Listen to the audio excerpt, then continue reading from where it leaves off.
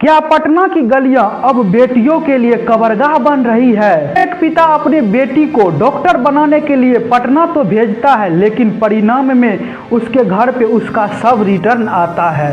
आज बात है उस बिहार की, जहां बेटियां अपना सपना लेकर के पटना तो निकलती है, लेकिन दुर्भाग्य देखिए उसका परिणाम उसका मौत निकल करके आता है वहां से।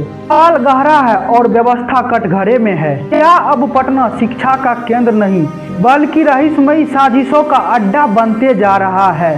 पटना के शंभू हॉस्टल में नीट की तैयारी कर रही एक छात्र की संदिग्ध मौत हो जाती है, लेकिन असली बवाल तब उठता है जब वहां की पुलिस इस मौत को गूगल थ्योरी से जोड़ने लगते हैं। हैरानी की बात यह है कि पुलिस अब इस मौत को सुसाइड साबित करने के लिए एड़ी और चोटी का जोर लगा रहे हैं। जहानाबाद की वो बेटी जो आंखों में भविष्य के सपने लेकर के पटना आई थी, उसके शव को कारगिल चौक पे रख के उनके परिजन सिर्फ इंसाफ मांग रहे हैं। परिजन का सीधा कहना है कि उनके बेटी के साथ दुष्कर्म किया गया है और उसकी बेटी दरिंदगियों का शिकार हो गया है, और इसमें हॉस्टल प्रशासन से लेकर पुलिस दफ्तर तक की मिली भगत है। लेकिन पुलिस की कहानी साहब कुछ और ही इशारा कर रही है।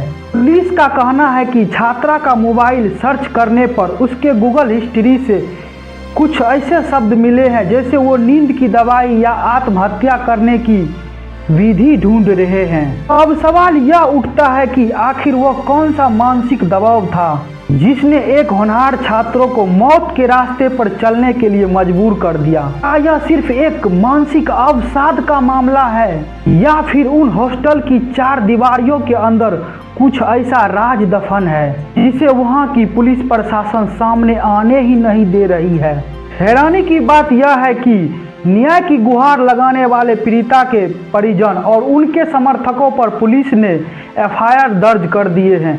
लगभग 150 से अधिक पर एफआईआर दर्ज कर दिया गया है। क्या अब लोकतंत्र में अपनी राय रखना और अपनी बेटी की न्याय मांगना अपराध की श्रेणी में आता है? आखिर सत्य क्या है? क्या ये व्यवस्था की विफलता है या किसी बड़े रसूखदारों की बचाने की कोशिश की जा रही है? इस पूरी घटना पे आपकी क्या राय है? कमेंट बॉक्स में अपना राय जरूर दें।